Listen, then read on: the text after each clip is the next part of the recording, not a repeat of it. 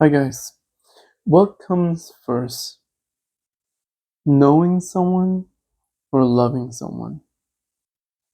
Do you get to know someone and then you feel like you know them enough and then you love them? Or do you love someone and then you get to know them? Like, oh, I just fell in love with this person. Um, I'm infatuated by this person. I just fell in love with them. And now I'm going to start to get to know them.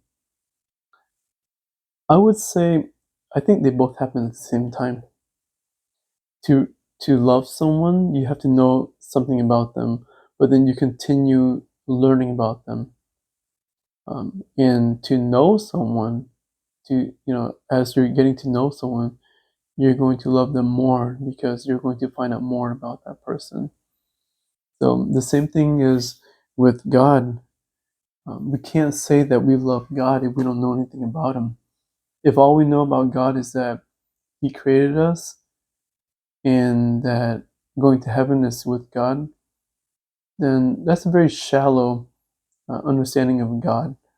That's just knowing that that's where He came from and that's where we need to be, which is true. I'm not saying that those are not important things to know, but we should know how loving and faithful God is.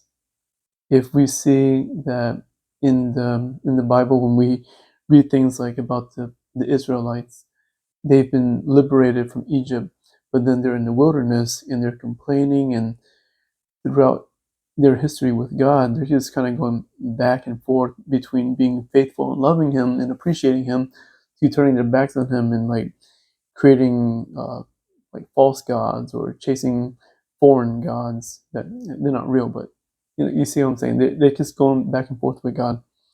So if you can see how faithful God is, there's more depth to the love and appreciation that you would have for Him because you know that He's more than our maker and where we belong, but that He sticks with us.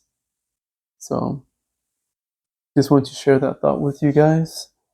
Yeah, to know God is to read His Word, read the Bible to see what He says that He's done, to um, to meditate on the Word and just think about it, because you can you can read the Word, but it might go over your head sometimes. You have to think about what He has said, and then just think about areas in your life where it connects. Like as myself, and I think any honest person can say that they kind of go back and forth with God as well. Sometimes we're chasing God, and sometimes we're chasing things on earth like success or money or other things like that. So yeah, that's I believe that's the way that we get to know God.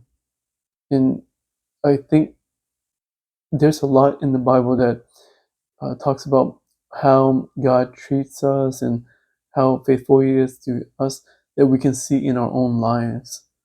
Like I'm still here and I'm enjoying blessings that I didn't have a few years ago. Like, namely my kids. I love my children so much, and I know I don't deserve them. So I can see that. I can get to know more of God by realizing, like, wow, even though I've been a jerk for most of my life, I get these beautiful children. See? Like knowing that from God, like, 'cause, I mean, knowing that about God is like it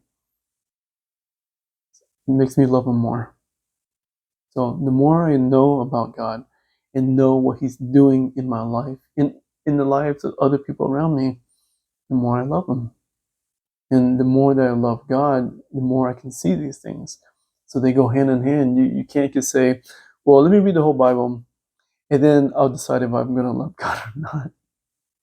As you're reading, I'm sure it's going to start poking around in your heart and in your life. You're going to start to see the connections and just soak it in. Let yourself fall in love with the God that loves you the most. All right, guys. Talk to you later.